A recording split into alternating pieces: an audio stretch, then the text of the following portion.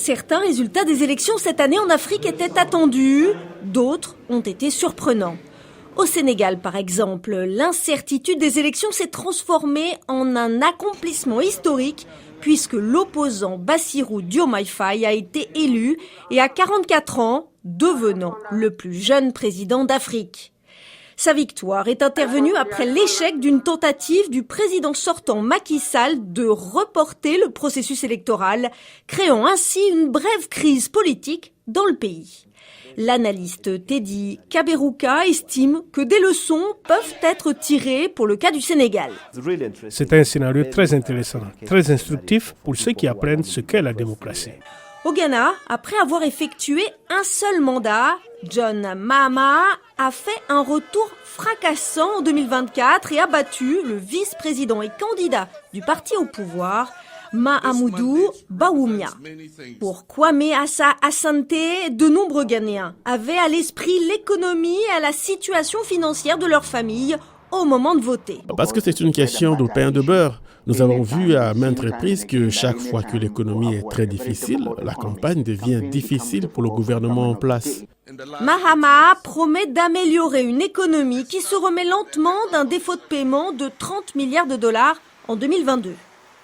Le Botswana est entré dans une nouvelle ère en élisant un dirigeant issu de l'opposition pour la première fois en près de 60 ans après des décennies de règne d'un seul parti. Contrairement au Botswana, le parti Frelimo du Mozambique a remporté une nouvelle victoire après près de 50 ans au pouvoir.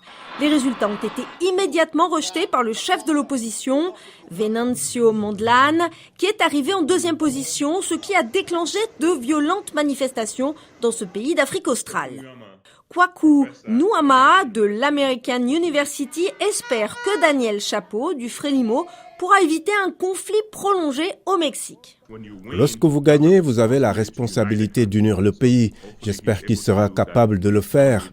Nous n'avons pas besoin d'un autre pays africain qui s'enflamme. De même, le parti au pouvoir en Namibie, la SWAPO, a conservé le pouvoir après plusieurs décennies de gouvernance, mais est entré dans l'histoire en élisant sa première femme présidente, Netumbo Nandi-Ndaitwah. Son principal adversaire a qualifié les élections de profondément erronées après que de nombreux exemples de difficultés techniques et de pénurie de bulletins ont été signalés le jour de l'élection. Au Rwanda, le dirigeant de longue date, Paul Kagame, a obtenu près de 100% des voix, une victoire écrasante. Si 98% de la population vote pour un candidat, c'est un signal d'alarme. Si les détracteurs de Kagame affirment qu'il est resté trop longtemps au pouvoir, d'autres disent qu'il a beaucoup fait pour le pays.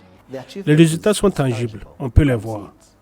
En Afrique du Sud, le Congrès national africain au pouvoir depuis 30 ans n'a pas réussi à remporter les législatives avec une majorité absolue, ce qui l'a contraint pour la première fois de son histoire à former un gouvernement de coalition.